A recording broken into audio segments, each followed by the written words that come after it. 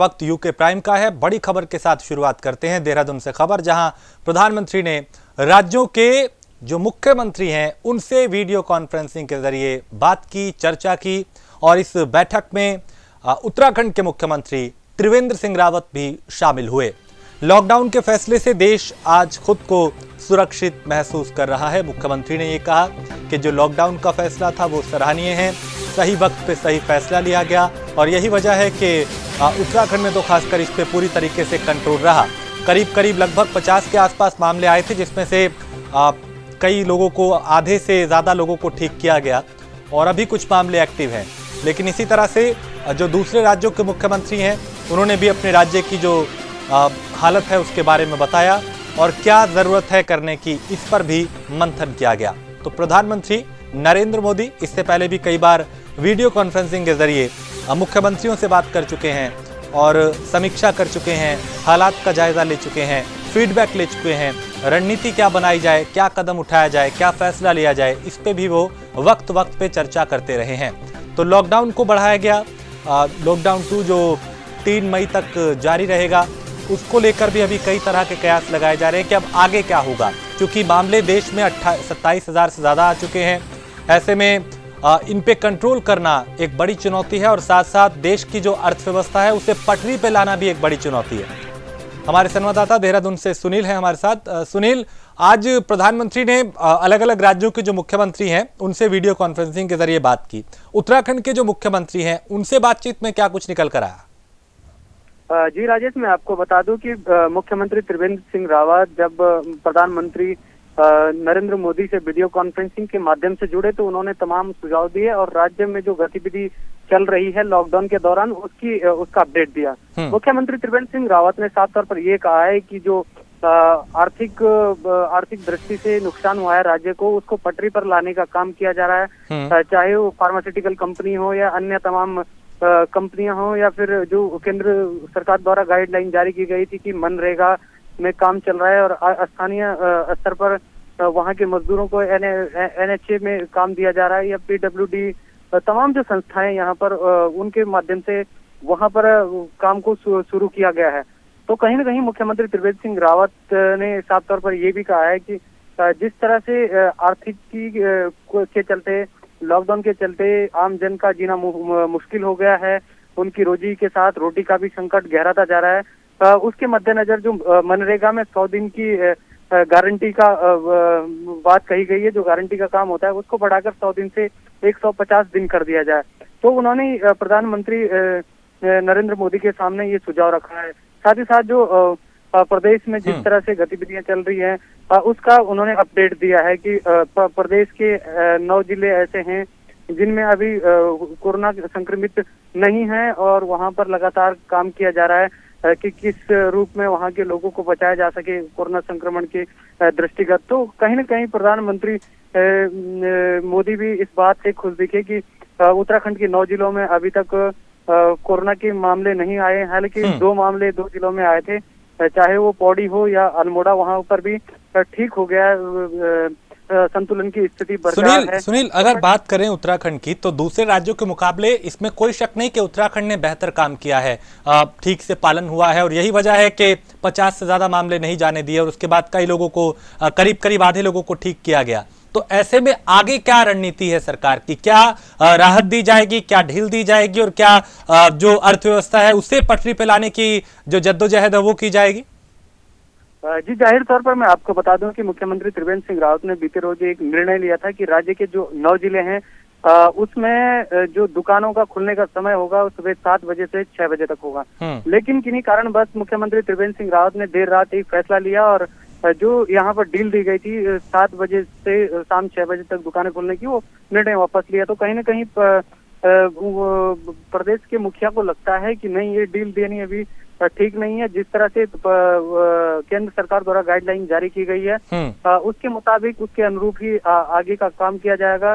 चाहे जो साथ ही जैसे आज मुख्यमंत्री त्रिवेंद्र सिंह रावत वीडियो कॉन्फ्रेंसिंग के जरिए प्रधानमंत्री से जुड़े, तो उसमें कहीं न कहीं मुख्यमंत्री को लगा कि नहीं, प्रधानमंत्री इस पर डांट फटकार सकते हैं, कई तरह की दिक्कतें आ सकती हैं, तो इस निर्णय को वापस लिया।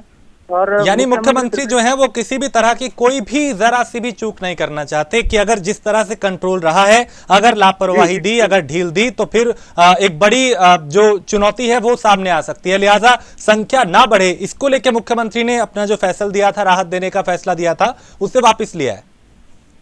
जी, ये इस बात को आप इस रूप में भी कह सकते हैं, लेकिन जो राहत राज्य के मुख्यमंत्री द्वारा अन्य जिलों में दी गई थी, जो 9 जिले हैं प्रदेश के, वहां पर दी गई, तो कहीं न कहीं प्रदेश सरकार को भी ये लगने लगा कि नहीं, अभी इस राहत को देना जरूरी नहीं है, उचित नहीं है, क्यों कोरोना संक्रमण के मामले बढ़ सकते हैं, इससे जो डील दी जा रही है तो लोग भी आवाजाही कर सकते हैं, अधिक से अधिक संख्या में सुबह से शाम तक घूम सकते हैं।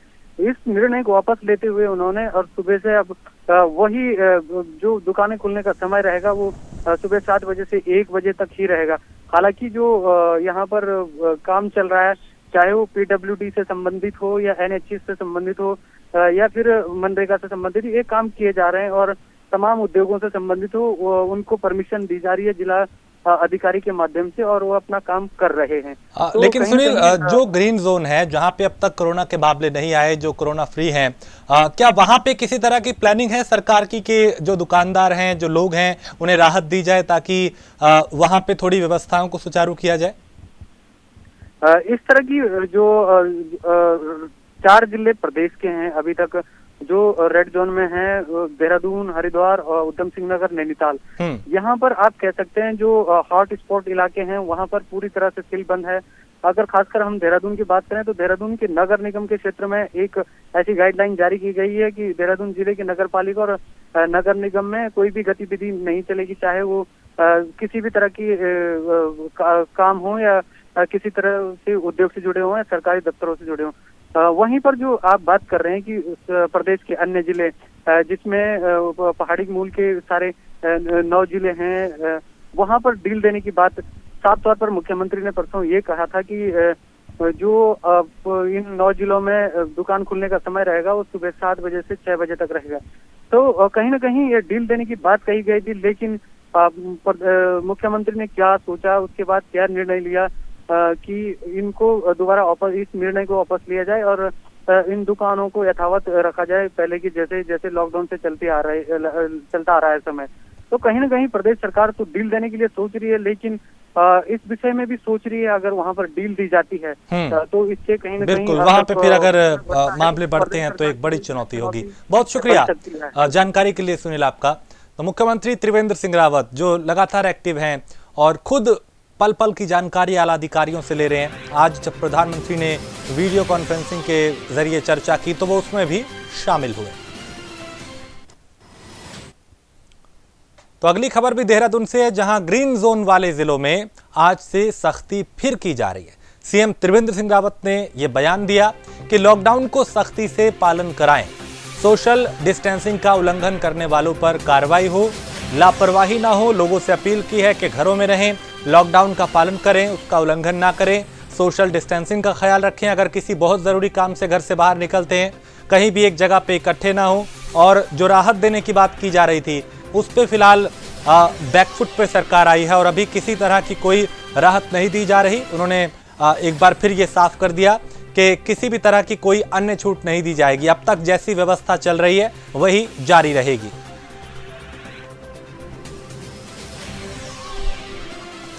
पवन दीक्षित हमारे संवाददाता। पवन, मुख्यमंत्री ने पहले ये संकेत दिए थे कुछ राहत दी जा सकती है, लेकिन अब फिर एक बार वो बैकफुट पे आए और कहा कि कोई छूट नहीं होगी, सख्ती से लॉकडाउन का पालन हो। इसके पीछे क्या वजह और क्या हो रहा है? बिल्कुल राजेश, जिस तरीके से पूरे देश में माहौल चल रहा है, जो कोरोना के पेशेंट लगातार बढ़ते चले जा रहे हैं, वहीं अगर उत्तराखंड की बात करें तो कल फिर से 3 पॉजिटिव मामले सामने आए हैं। इसको देखते हुए मुख्यमंत्री ने ये निर्णय लिया है। तरीके से राहत दी जा रही थी क्योंकि 9 जनपद हैं उनमें इनको ग्रीन जोन किया गया था, क्योंकि उनमें अभी तक कोई भी कोरोना का मरीज नहीं है और जिन 2 जिलों में वहां पर कोरोना के 2 पेशेंट पाए हुए थे कर चुके हैं। ऐसे में वहां पर अंतर जनपदीय लॉकडाउन को लेकिन जिस तरीके से मामले बढ़ रहे हैं और भविष्य में उम्मीद की जा रही थी कि अगर लॉकडाउन टूटा है तो उससे आंकड़े बढ़ सकते हैं और प्रदेश की स्थिति फिर से ज्यादा हो सकती है, क्योंकि अभी की अगर बात की जाए तो पूरे देश में जिस तरीके से माहौल चल रहा है उसमें उत्तराखंड की स्थिति फिर भी काफी बेहद अच्छी मानी जा रही है। नहीं मिल रहा है, यही एहतियात के तौर पर अभी फिर से सरकार ने यह निर्णय लिया है कि अभी लॉकडाउन का जो सख्ती से पालन कराया जाएगा, जो भी नियम कानून का उल्लंघन करेगा उसके खिलाफ कार्रवाई की जाए। ये शासन के स्तर से सख्त निर्देश दिए गए हैं और वही जो रेड जोन है उनपे और ज्यादा सख्ती की जाएगी और जो अभी ग्रीन जोन में दिन भर दुकानें खोलने का जो शासन के द्वारा आदेश दिया गया तो उसको स्थगित करते हुए अब फिर से जो समय सीमा पहले फेज के जो लॉकडाउन में निर्धारित की गई सुबह 7 बजे से 1 बजे तक की, वही जो पूरे देश में बनी रहेगी, किसी को भी राहत देने की बात अब। लेकिन पवन, चूंकि राज्य में और देश की अगर बात करें तो अलग अलग तरीके से काम किया जा रहा है, यानी अलग अलग सेक्टर अलग अलग जोन में बांटा गया है। जहां ज्यादा मामले हैं रेड जोन, ऑरेंज और ग्रीन। ऐसे में जो ग्रीन जोन है जहां पे एक भी मामला नहीं, पूरा तरीके से वो कोरोना फ्री है, क्या वहां पे राहत दी जाएगी? क्या वहां पे एक बार फिर अर्थव्यवस्था को पटरी पे लाने की शुरुआत की जाएगी, या तीनों एक समान है कि कहीं कोई राहत नहीं? बिल्कुल राजेश, क्योंकि सरकार यही चाह रही थी कि आर्थिकी में सुधार होगा। जो ग्रीन जोन में है उनपे अंतर जनपदीय, एक जनपद से दूसरे जनपद में भले ही न जाने दिया जाए, लेकिन बाकी जो दिनचर्याएं हैं वो हर व्यक्ति की सामान्य हो जाएगी, पहले जैसी पटरी पर दिखाई दे रही थी। लेकिन जिस तरीके से माहौल बिगड़ता हुआ देखा जा रहा है तो उसको एहतियात के तौर पर ये जरूर किया गया है कि जो सामान्य स्थिति है, जो पहले से जो लॉकडाउन की स्थिति बनी हुई थी वही रखा जाएगा। लेकिन उसके साथ साथ जो राष्ट्रीय प्रोजेक्ट चल रहे हैं, जो प्रोजेक्ट चल रहे हैं, चाहे वो ऑल वेदर रोड हो, चाहे भी वो रेलवे लाइन का काम हो, या फिर अन्य विकास के कार्य हो, चाहे पीडब्ल्यूडी हो या फिर खनन हो, या फिर जो अन्य जो आर्थिकी को सुधारने वाले, चाहे वो फैक्ट्रियां हो, उद्योग धंधे हो, तो उनके लिए कुछ गाइडलाइन जारी करते हुए उनको खोलने की जरूर अनुमति दी गई है। हालांकि अन्य जो सामान्य चीजें हैं, जो वो आवश्यक वस्तुओं की जो दुकानें हैं या फिर आवश्यक वस्तुओं की जो आपूर्ति है, इस तरीके से की जाएगी, उसकी गाइडलाइन के अनुसार वो सारी चीजें सुचारू रूप से चलती रहेंगी। चलिए पवन, आप मेरे साथ बने रहिए, मैं कुछ और खबरों पे आपसे अपडेट लूंगा। फिलहाल शुक्रिया इस तमाम जानकारी के लिए। तो लॉकडाउन को लेकर प्रशासन भी पूरी तरीके से अलर्ट है और लॉकडाउन के उल्लंघन के मामले में 39 एफआईआर दर्ज की गई है। 39 मामलों में 391 आरोपियों को गिरफ्तार भी किया गया है। प्रदेश में अब तक कुल 2189 एफआईआर दर्ज हुई हैं। अगर कुल की बात करें तो 2189 एफआईआर दर्ज हुई हैं। 23 मार्च से अब तक 10,062 आरोपियों को गिरफ्तार किया जा चुका है। पूरे प्रदेश में कुल 25,033 वाहनों का चालान किया गया है। तो प्रशासन पूरी तरह से अलर्ट है, किसी भी तरह की कोई भी लापरवाही नहीं करना चाहता। लोगों से प्यार से भी अपील की जा रही है कि लॉकडाउन का पालन करें, अवेयर किया जा रहा है, उन्हें जागरूक किया जा रहा है और जो लोग नहीं मान रहे उनके खिलाफ कानूनी कार्रवाई भी की जा रही है। पवन हमारे साथ बने हुए हैं। पवन, प्रशासन पूरी तरह से अलर्ट है, यानी एक तरफ ये मुहिम भी चलाई जा रही है कि लोगों को सावधान किया जाए, अलर्ट किया जाए, दूसरी तरफ जो लापरवाही कर रहे हैं या जानबूझ के उल्लंघन कर रहे हैं लॉकडाउन का, उनके खिलाफ कार्रवाई भी की जा रही है।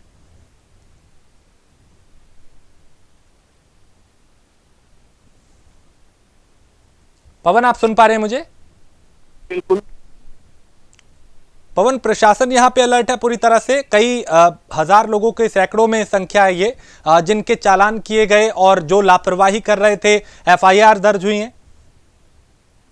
बिल्कुल, 23 तारीख से जब से लॉकडाउन किया गया है पूरे देश को, तब से लेकर अभी तक की अगर बात की जाए तो उत्तराखंड में अभी तक जो पुलिस के द्वारा जो लॉकडाउन का उल्लंघन करते हुए पाए गए हैं, जो अननेसेसरी जो वाहनों को लेकर के सड़कों पर घूमते हुए नजर आए हैं, ऐसे तमाम वाहनों को, लगभग 2500 वाहनों को उत्तराखंड में अभी तक सीज किया जा चुका है। तो वहीं लगभग 10,000 के आसपास जो लगभग लोगों को के ऊपर मुकदमे भी दायर किए गए हैं और साथ ही साथ इससे करीब 2200 के आसपास लगभग ये केस पंजीकृत किए गए हैं। वहीं आपको बता दें कि इसमें लगभग ₹1.25 करोड़ का राजस्व भी पुलिस ने वसूल किया है।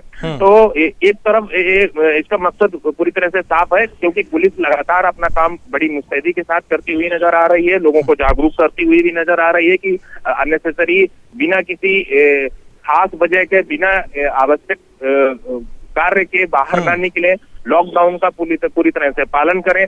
तो वहीं जागरूकता के साथ साथ जब कोई इस तरीके के मामले सामने आते हैं तो लोगों को भयभीत करने के लिए, लोगों पर शिकंजा कसने के लिए, ताकि अन्य लोगों को भी सबक जहां लापरवाही हो वहां पे कार्रवाई की जाए, ताकि लोगों की जान के साथ खिलवाड़ ना कोई कर पाए। बहुत शुक्रिया पवन आपका इस तमाम जानकारी के लिए। तो कोरोना से जुड़ी देहरादून से खबर, जहां पे लॉकडाउन के उल्लंघन करने में कई लोगों के खिलाफ मुकदमा दर्ज किया गया है और उनसे जुर्माना वसूला जा रहा है, कईयों को गिरफ्तार किया गया। प्रदेश में अब तक कुल 2189 एफआईआर दर्ज हुई हैं।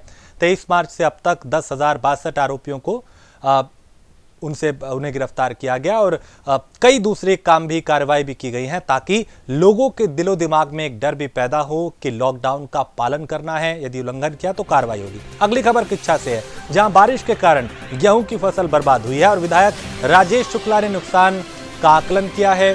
बारिश के कारण गेहूं की फसलें बर्बाद हुई हैं और विधायक राजेश शुक्ला ने यहां पे जो नुकसान हुआ उसका आकलन किया, ताकि किसानों को राहत दी जा सके। बेमौसम बरसात और दूसरी तरह की जो आफतें हैं इस वक्त किसानों के सामने हैं, क्योंकि एक तरफ तो लॉकडाउन है, उसकी एक बड़ी चुनौती है, उसका पालन भी करना है, दूसरी तरफ फसलों को भी बचाना है, दूसरी तरफ कहीं तेज हवाएं, कहीं पे बारिश और ये बेमौसम बरसात की जो मार है वो भी किसानों पे पड़ रही है। लिहाजा किच्छा में जो विधायक हैं वो यहाँ पे पहुंचे और प्रशासनिक टीम को ये निर्देश दिया गया कि जल्द से जल्द जो नुकसान हुआ है उसका आकलन किया जाए, ताकि किसानों को राहत पहुंचाई जाए।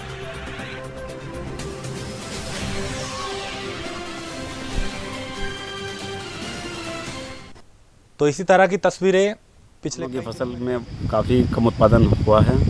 जिन किसानों ने अपनी कंबाइन के जरिए या आज की बरसात के पहले अपनी फसल काट ली है, उनका भी उत्पादन आपकी कम हुआ है, क्योंकि अब की लगातार बारिश से दिक्कतें आई। और आज की जो ये अतिवृष्टि हुई है, बहुत बड़ी बारिश आज हुई, सुबह से लगातार ओले ही पड़े कई जगहों पर, उससे जिन किसानों की फसल अब तक रह गई थी उनकी भारी क्षति हुई। चूँकि हमारा ये क्षेत्र टीडीसी से जुड़ा हुआ है और बीज उत्पादन का क्षेत्र है, तो जिन किसानों का अब गेहूँ रह गया है, उनका जो बीज के लिए जिनका उत्पादन हुआ था, इस बरसात से खेतों में पानी भर गया है, बालों में जो पानी पड़ा है, रात भर गिर गई है फसल, इससे बीज की क्वालिटी भी अब नहीं बन पाएगी। उसे काफ़ी नुकसान पहुंचा है और यही वजह है कि किसान अब सरकार से मुआवजे की मांग कर रहा है और उसी नुकसान का आकलन किया जा रहा है, ताकि किसानों को राहत दी जा सके। ये उनके लिए, चूँकि एक ऐसा संकट का वक्त है जिसमें दोहरी मार पड़ रही है, एक तरफ तो लॉकडाउन के चलते कई तरह की परेशानियां, दूसरी तरफ जो बेमौसम बरसात है उसने इस परेशानी को और बढ़ा दिया है। चूँकि खड़ी फसल को काफ़ी नुकसान हुआ और देश के कई हिस्सों में चूँकि कल बारिश हुई, उस बारिश की वजह से फसलों को काफ़ी नुकसान पहुंचा है और उसी नुकसान की भरपाई करने के लिए जो किसान हैं वो मांग कर रहे हैं। लिहाजा शासन भी पूरी तरह से मुस्तैद है। विधायक राजेश शुक्ला खुद यहाँ पहुँचे और ज़मीनी हालात क्या हैं, कितना नुकसान हुआ है, उसका आकलन करते हुए नजर आए। हमारे संवाददाता राजेश हैं किच्छा से। राजेश, देश के कई हिस्सों में बारिश हुई, फसलों को नुकसान हुआ है, लेकिन यहाँ अगर किच्छा की बात करें, विधायक खुद पहुंचे, क्या हालात है यहाँ की, कितना नुकसान हुआ है और कैसे राहत देने की कोशिश की जा रही है किसानों को? जी राजेश, बिल्कुल बताना चाहूंगा कि जिस तरह बेमौसम बरसात हुई है, लगातार 3 घंटे ऊधम सिंह नगर में बरसात हुई है, जिससे किसानों की फसलों को भारी नुकसान हुआ है। विधायक राजेश शुक्ला ने अपने क्षेत्र में जाकर आकलन किया है। उन्होंने बताया कि 20 से 25% की जो नुकसान हुआ है वो छोटे मझोले किसानों को हुआ है, जो क्योंकि बड़े किसान जो पहले ही कंबाइन द्वारा अपने अपने जो फसल को काट लिया था, लेकिन जो छोटे किसान है जो अपने हाथों से फसल को काटते हैं, उनकी फसल अभी बाकी बची हुई थी, वो भीगने से नुकसान हुआ है। 25% की करीब नुकसान हुआ है, जो मुख्यमंत्री से कहकर इनको मुआवजा देने की मांग की जाएगी। जी तो रंजीत, ऐसे में क्या प्रशासनिक टीम कोई पहुंची है? क्योंकि विधायक तो हमें नजर आ रहे हैं, वो खुद यहाँ पे किसानों से भी पूछताछ कर रहे हैं और आकलन कर रहे हैं। कब तक इन किसानों को राहत मिलने की उम्मीद? जी बिल्कुल, जिस तरह बताना चाहूंगा कि राजेश शुक्ला जो विधायक हैं वो अपने विधानसभा क्षेत्र में घूमे, उन्होंने अपने क्षेत्र में घूमकर सभी का आकलन किया है, लेकिन अभी तक प्रशासनिक टीम कोई भी मौके पर नहीं पहुंची है, किसी प्रकार का कोई आकलन नहीं किया है। जी चलिए, बहुत शुक्रिया रंजीत जानकारी के लिए। तो अभी प्रशासनिक टीम नहीं पहुंची, लेकिन विधायक पहुंचे हैं और जो इलाके में फसलों को नुकसान पहुंचा है उसका आकलन किया जा रहा है। और खबर मसूरी से है, जहां मसूरी में आवारा कुत्तों का आतंक देखा जा रहा है। कुत्तों ने एक मासूम बच्चे को काट लिया। परिजनों ने बच्चे को अस्पताल में भर्ती कराया है। कई बार यहां पे लोगों ने इस बात की शिकायत की थी कि यहां पे कुत्तों का आतंक है, लेकिन जो निगम की टीम है वो लापरवाही बरतती हुई नजर आई। यही वजह है कि यहाँ एक बच्चे को इस आवारा कुत्तों ने शिकार बनाया।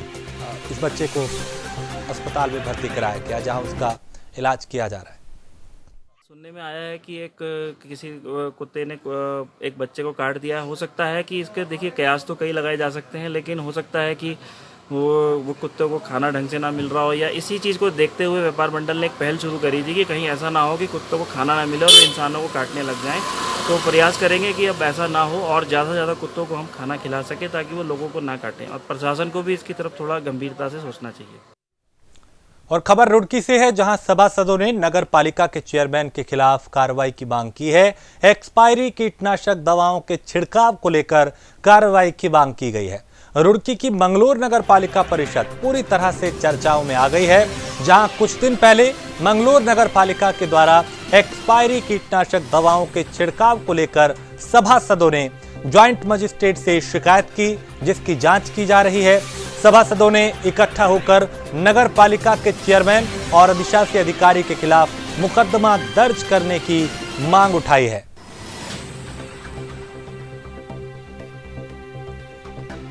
तो कैसे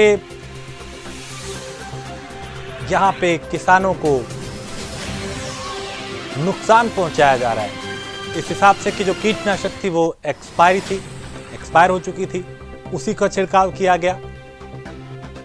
और इसी बात से नाराज होकर सभासदों ने कार्रवाई की मांग की है। एक्सपायरी कीटनाशक दवाओं के छिड़काव को लेकर कार्रवाई की मांग की।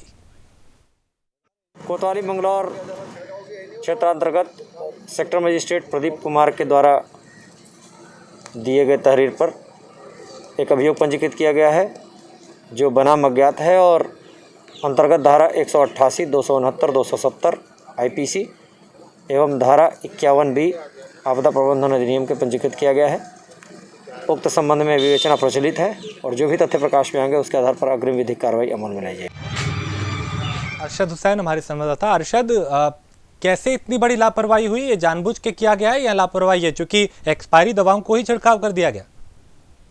हाँ बिल्कुल राजेश, आपको बता दूं कि जिस तरह से सभासदों का आरोप है कि उनका कहना है कि जानबूझ के मंगलौर पालिका चेयरमैन और जो अधिशासी अधिकारी हैं उनके द्वारा ये कराया जा रहा था, जिसको लेकर इन्होंने अब सेक्टर मजिस्ट्रेट से गुहार लगाई थी। सेक्टर मजिस्ट्रेट ने पूरी जांच की, उसके बाद सेक्टर मजिस्ट्रेट की जानिब से मंगलौर कोतवाली में एक तहरीर दी गई है, जिसके आधार पर पुलिस काम कर रही है। हालांकि तहरीर में अभी नाम नहीं खोले गए हैं कि कौन कौन लोग इसमें सम्मिलित थे, पर नगर पालिका को इसमें आधार बनाया गया है और उसी के आधार पर जो है पुलिस चौकी मंगलौर के जो SI हैं आमिर खान, वो इस मामले की पूरी जांच कर रहे हैं और जांच के बाद ही जो है देखा जाएगा कि आखिरकार किस तरह से दोषियों को क्या सजा मिलती है। जी राजेश, बिल्कुल, आप नजर इस पर बनाए रखिए। मैं कुछ और खबरों पे आपसे अपडेट लूंगा। फिलहाल शुक्रिया इस जानकारी के लिए अरशद।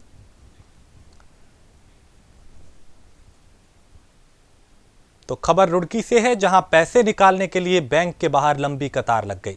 यहां पे सोशल डिस्टेंस का भी उल्लंघन करते हुए लोग नजर आए। सिविल लाइन कोतवाली क्षेत्र के बिरड़ा गांव का यह मामला है। तस्वीरें हम आपको दिखाते हैं कैसे ये देखिए तस्वीरें हैं। यहाँ पे सोशल डिस्टेंसिंग का भी पालन नहीं किया जा रहा और कुछ लोग उसका विरोध करते हुए नजर भी आए। कुछ लोग लोगों से अपील करते नजर आए कि कम से कम एक सीमित दूरी जो है उसे बनाए रखें, लेकिन कैसे लोगों की लापरवाही यहाँ पे आ रही है इन तस्वीरों में देखा जा सकता है। अरशद हमारे साथ बने हुए हैं। अरशद, क्या वजह है कि यहाँ पे हमें आम लोग तो दिखाई दे रहे हैं, लेकिन कोई पुलिसकर्मी नहीं है, कोई ऐसा अधिकारी या कर्मचारी नहीं है जो इन लोगों को बता पाए कि इन्हें दूरी पे खड़ा होना है? पूरे देश में जारी है, उसी के चलते कुछ ग्रामीणों को पैसे की भी कहीं ना कहीं किल्लत जरूर हो रही है, पर वो इस बात से अनजान होकर अपना तफरीह में अपनी लाइन लगाए हुए हैं। सोशल डिस्टेंसिंग का कोई जो है ख्याल नहीं रखा गया। इसके पूरे जिम्मेदार अगर देखा जाए तो कहीं ना कहीं बैंक कर्मी भी है, क्योंकि उन्हें पहले से यहाँ पर निशान बना देना चाहिए और पुलिस को भी कहीं ना कहीं सूचित करना चाहिए कि पुलिस के कुछ जवान यहाँ पर आकर इस तरह से उन लोगों को समझाए और एक तरह से सही तरह से लाइन लगवाए। पर कहीं ना कहीं अगर बात की जाए तो बिल्कुल अफरा तफरी का माहौल यहाँ पर देखने को मिला और कोई भी जिम्मेदार व्यक्ति किसी तरह की कोई सलाह देता हुआ नजर नहीं आता। हालांकि हमने बैंक कर्मियों से भी जानना चाहा, पर उन्होंने कैमरे के सामने आने से साफ इनकार कर दिया और कोई भी जवाब देने से इनकार किया है। जी चलिए, बहुत शुक्रिया अरशद जानकारी के लिए। तो ये आलम है जहां लोग तो लापरवाही बरत ही रहे हैं, जो प्रशासन है उसकी भी यहाँ पे लापरवाही सामने आई। सोशल डिस्टेंसिंग बना के रखो, 2 मीटर की दूरी कम से कम बीच में रखो। तो हम सुबह को इनकी लाइन ठीक करवा भी देते हैं 2 मीटर की, लेकिन थोड़ी 2-3 घंटे होते होते ही फिर वहाँ से हो जाते हैं। पुलिस भी ना समझाती है, पुलिस भी 2-3 बार आती है, लेकिन ये लोग नहीं मानते। फिलहाल भी सैकड़ों की संख्या में लोग हैं और सोशल डिस्टेंसिंग का पालन नहीं किया जा रहा है। जी कर नहीं रहे जी, चिल्लाते चिल्लाते दिमाग खराब हो गया जी, लेकिन मानते नहीं जी कोई। पुलिस का कोई मौजूद नहीं है यहाँ पे? पुलिस तो अभी थोड़ी देर पहले गई थी, एक बार आई थी, एक बार सुबह आई थी, फिर एक बार इस लाइन ठीक करवा के चली गई थी, फिर थोड़ी देर बाद गई। तो ज़रूरी है कि ऐसी लापरवाही ना की जाए, सावधानी बरती जाए और दूसरों को भी अलर्ट किया जाए। इस बुलेटिन में इतना ही। देश प्रदेश की बाकी खबरों के लिए आप देखते रहिए प्राइम न्यूज़।